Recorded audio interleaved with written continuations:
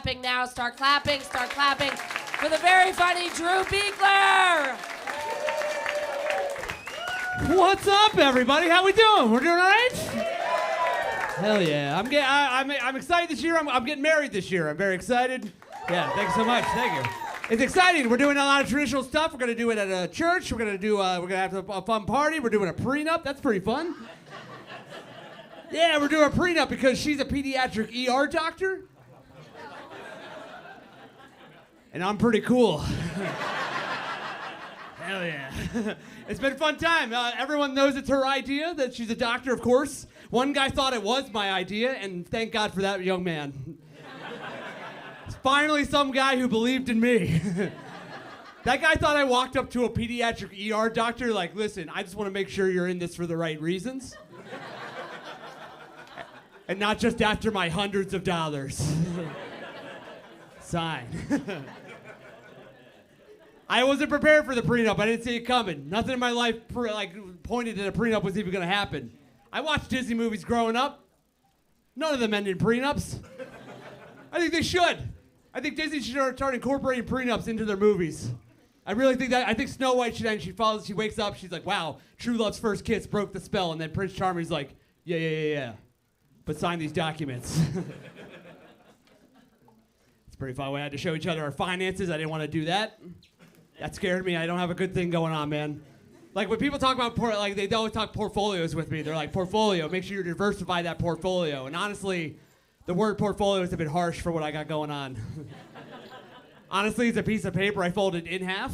I wrote finances on the side. I put $4.01 in there. That's my 401k. Why do you get a prenup? To protect yourself, right? Protect your assets. And let me tell you, it's never been more fun pretending I have assets to protect. We're doing it because she wants to make sure that she keeps her investments, her savings, and her properties, make sure it's still hers. And I'm making sure that my Pokemon card collection stays mine. Hell yeah, dude. That Charizard only growing in value, buddy. $440. I looked it up because of the prenup. Anyone else's whole financial thing rests on Pokemon? Just me? I signed that prenup right away. Didn't even think about it, because I'm not much of a reader. I treat it like every legal document I've ever seen. I saw it looked too much, and I just signed it. And we'll see what happens. It's funny, because I'm not much of a reader. My big book when I was growing up was Harry Potter. I'm a big Harry Potter guy. And it ruined all other documentation for me. Because now when I start reading other things, I'm like, this isn't Harry Potter. This is not fun. I got about a paragraph into that prenup. I'm like, they're not even going to talk about a boy wizard. Sign it. But I signed it right away because I've never thought about the money one time. I've always thought about her. I've never thought about it once. And I signed it right away. But then I found out how much money she actually does have. And guys, I made a mistake. I've never thought of myself as a gold digger, but now every time she comes home, I do have this irresistible urge just to pour champagne all over my tits.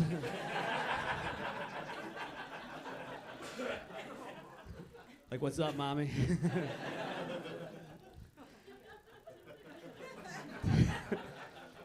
Playing a wedding's there's been a lot of pressure when you're playing a wedding, right? There's a lot of pressure to invite people that you might not know, like your relatives that you're like really long distance, and they're never the fun people. If they were fun, it'd be fine. But they're never fun. They're always like the oldest people in the world walking around. They're gonna be at the wedding like the crypt keeper walking around and be like, the fish feels like fish. Or something weird, I don't know.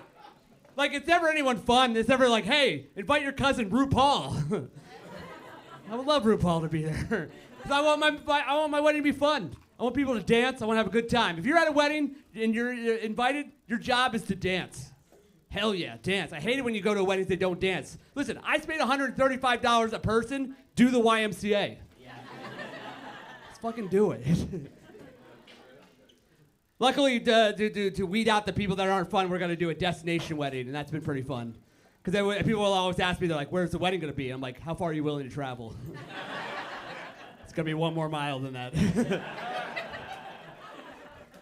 I can't tell you the level of joy that I felt when I get that email that they're not coming. I've done a lot of drugs in my life. I've never felt that level of joy before. the inbox just says, can't attend your wedding. I'm like, oh no, you can't come?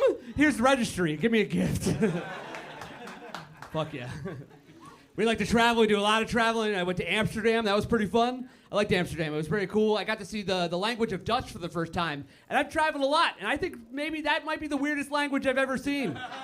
You guys seen Dutch? Every letter has like 9 J's.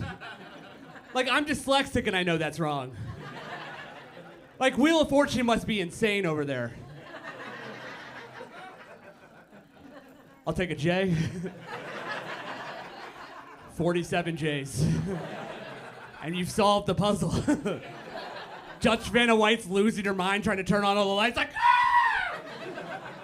This is hard! Someone asked me, like, could you try and pronounce something in Dutch right now? And I was like, oh, that was stupid. There's the language incorporates a lot of oofs, a lot of uffs. There's a lot of oafs in that language. Like the guy who invented it was actively falling down a flight of stairs. Just he fell down, he's like, oof, fuck, Dutch. Fun fact, I threw my neck out doing that joke recently. I'm getting old. I know I'm getting old because recently I walked by a guy in a wheelchair and my first thought was, man, that looks nice. Just to sit down forever. Oh, give the knees an old break. Fuck, dude, my knees are destroyed. I think that's why I hate kids. Walking around on their new knees, just shoving in my face. Your 2024 knees. You walk around, you don't feel anything!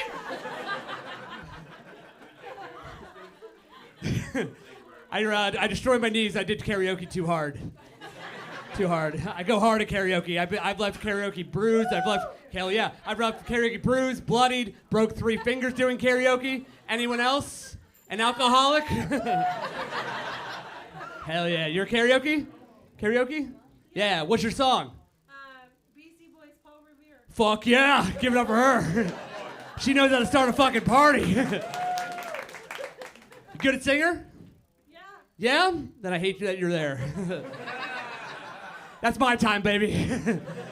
The only time I find karaoke not be fun is the people who sing show up. Like, that's for us. It's for the vocally challenged. It's the only place I can sing and no one shushes me. You can follow all town, and I go, what's up? And they're like, please be quiet. I think it's a little rude to show up at karaoke. No offense to you, I bet you're a fun time. But I think it's a little rude to show up at karaoke and sing well. Because what are you doing? You're just going in there shoving off something that you grew up with, that you were born with, that you're so good at, and you're just shoving in our faces that we're not ever going to be able to do that. That's rude. Like you wouldn't go to an orphanage and show off your parents. You wouldn't gather the kids around and be like, this is Tom and Suzanne? I was born with them. Look how nice they are. I did a little research on the first karaoke that ever happened. Was in this guy, he had like a venue with a stage. He booked a band. The band did not show up. And then instead of giving people back his money, he just let them sing. And that is a story of a man that cannot lose any more money on his business.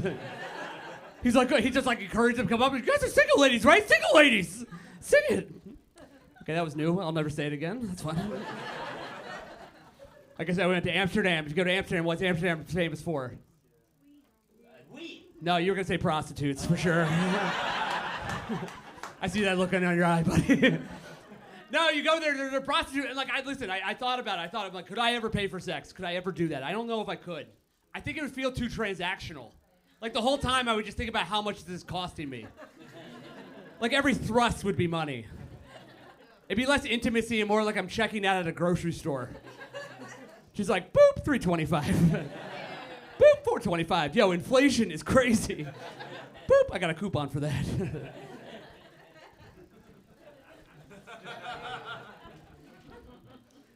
Growing up, I have dyslexia. I have a hard time rewriting spelling. I was in special ed growing up. When you're in special ed, it's tough. Was that a woo for special ed? Woo! Hell yeah! That's awesome. That's the first time anyone's ever admitted they were in special ed, besides me. No one's been like, woo!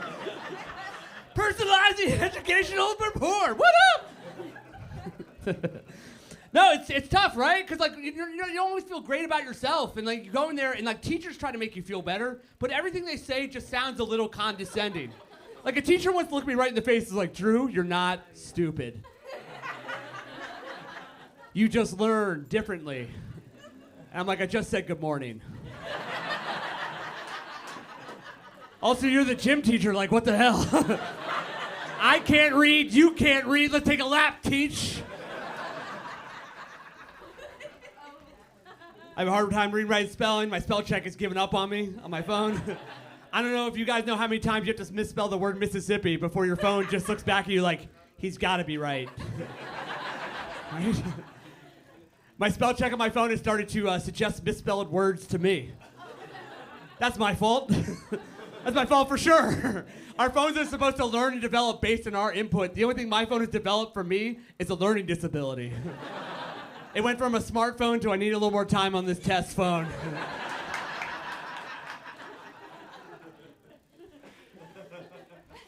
I relate to a lot of people differently. I relate to different situations a lot differently. A lot of things like stress me out. I think that don't stress people out. Like every time you hear in the news that someone like, or you meet someone that like their friend like killed themselves, right? It's committed suicide. It's okay. Stop being weird. Now it's weird. But they don't leave a note. Everyone's like, someone will say, oh, that's selfish. They didn't leave a note. That's selfish. But like, as someone who has a hard time spelling and writing, I get it.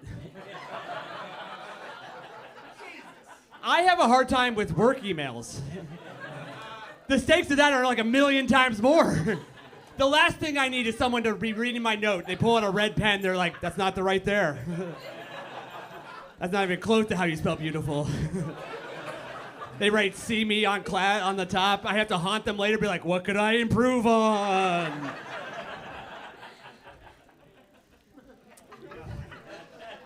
I'm just happy. I'm happy to be in the relationship. I'm happy to be in the relationship. I was single for a long time. I was so single, I was buying condoms just to chase the feeling of hope. Anyone else buy condoms that way? Walk into a bodega, 3 hopes, please. Medium.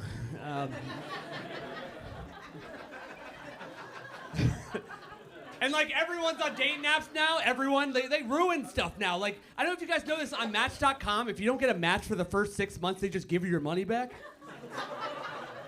Why are they doing that? It's easily the worst email I've ever gotten. I know it's going poorly. And all of a sudden I get a Fortune 500 company emailing me out of nowhere like, hey dude, you're single. And from what we can see, you're gonna stay that way. But good news, here's $60. But everyone's on dating apps now. My mom, she's on dating apps. She's out there finding love. Honestly, I hope she does find love. I just need her to stop sending me pictures of dudes that she's about to go on dates with the message, here's your new daddy. Guys, my dad is still alive. And they're still married. It's like a huge problem.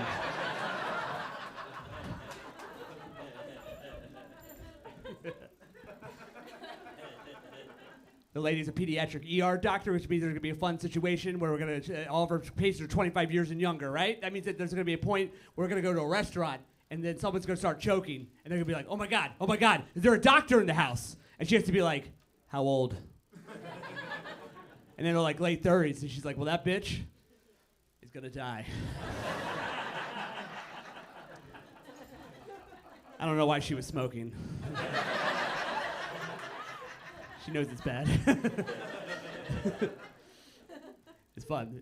She works in a pediatric ER. It's stressful there. It's very stressful. She tells me stories of people not wanting to wait all the time. Like, she told me that someone tried to fight her the other day, like physically fight her. That's crazy, right? Because I didn't even know that was an option. I've been just waiting in the waiting room like a total idiot. I could have been going 10 rounds with my doctor. Like, some people do Obamacare, some people do Medicaid. These people are like Mortal Kombat. Like, maybe that's why it takes so long when you're waiting in the waiting room. Have you ever sitting there and be like, wow, it's been 40 minutes since my fucking thing. Like, are they gonna, what's going on back there? And it's just the doctor, like, fighting for his life, bobbing and weaving. The person's like, hey, what's wrong with me? And they're like, you have eczema. And like, here's a cream. Give the doctor a second. There's just like a guy, a towel guy, just like, you got it, Rock. It's very fun. She's a very sexual person. It scares me. I'm in over in my head for sure. She said something to me that scared me to my core. I think about it every day. The first time we ever hooked up, she looked me right in the eyes right afterward and she goes, "Oh my God, I can't wait to see what else you got." That's scary. Because that's all I got, you know? My method is just going hard first and just cruise. It's just nice. It's nice. Like I don't miss like a handful of things about dating. Like the only thing I miss really about dating is you learned a lot on dates. I learned that you have to make eye contact with someone when you cheers them. Otherwise, chaos just ensues. I was on this date with this woman. She lost her goddamn mind. Middle of the day, she's like, "Hey! You got to make eye contact with me when you do that. Otherwise, that means you're gonna have bad sex for 7 years." I'm like, I get to have sex for 7 years? Sign me up, buddy. That doesn't sound like a curse. That sounds like a miracle. She's like, "It's gonna be bad." I'm like, it was gonna be bad regardless. I don't need your fucking curse. I am the curse. But I think dudes brag about being good at sex all the time. They brag about stuff. You ever talk to someone that thinks they're good and they talk about stuff that you're like, how is that pleasurable to anyone? Some guy told me, he goes, "Yeah, I'm pretty good. I'm like a jackhammer in the bedroom." Yeah, that's what women want. Construction equipment, right? That's crazy, right? How rude is that? Just some lady invites you over and you're just gonna jump on top of them and just go.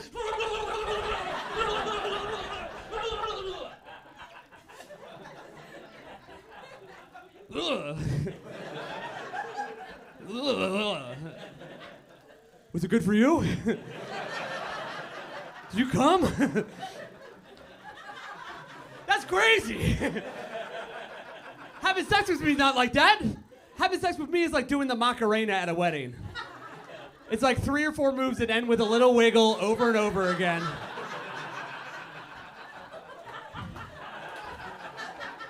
And like 3 to 4 minutes in, you're like, man, this is a lot longer than I expected.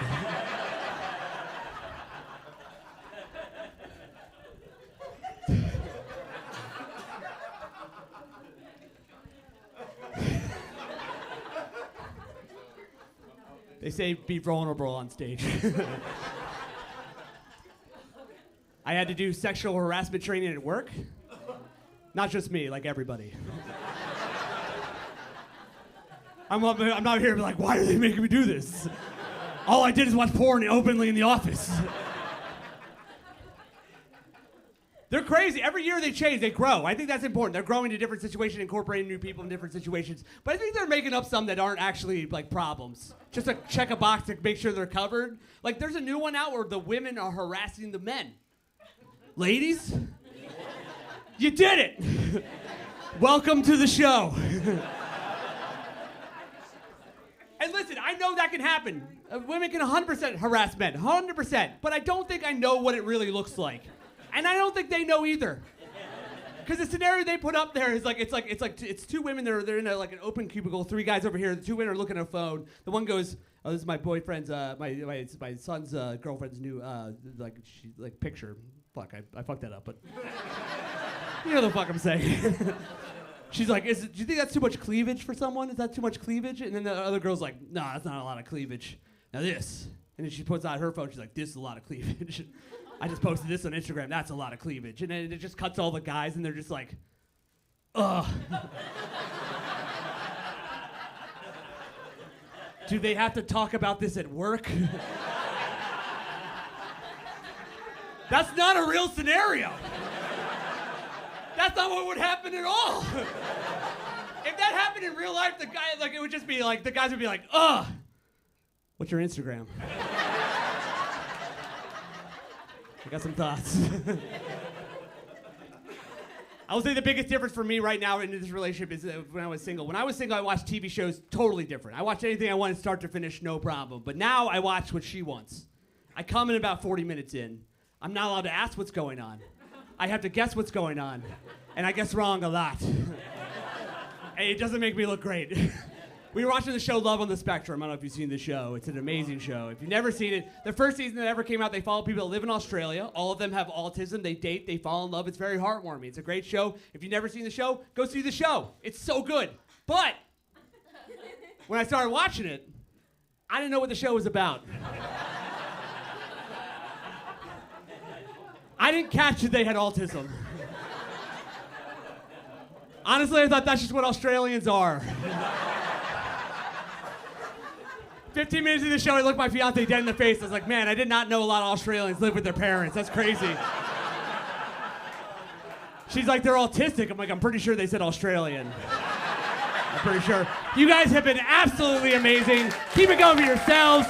My name is Drew Beekler. You can follow me on Instagram. That is our show. Make sure you head out that way. Come back and see us again. We'll see y'all next time. Bye.